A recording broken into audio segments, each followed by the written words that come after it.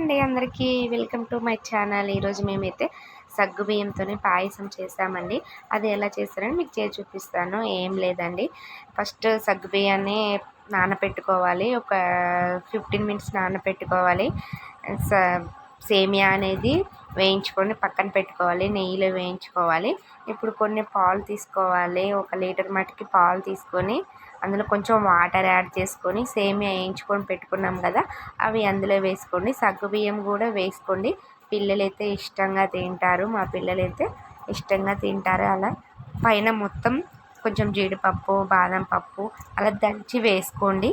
వాళ్ళకి మంచిగా కనిపిస్తుంది కదా, మంచిగా ఉంటుందని చెప్పేసి అలా తింటారు.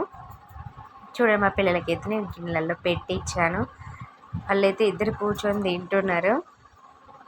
సండే కదా, ఈరోజు సేమియా పాయసం అయితే నేను చేశాను. బాయ్.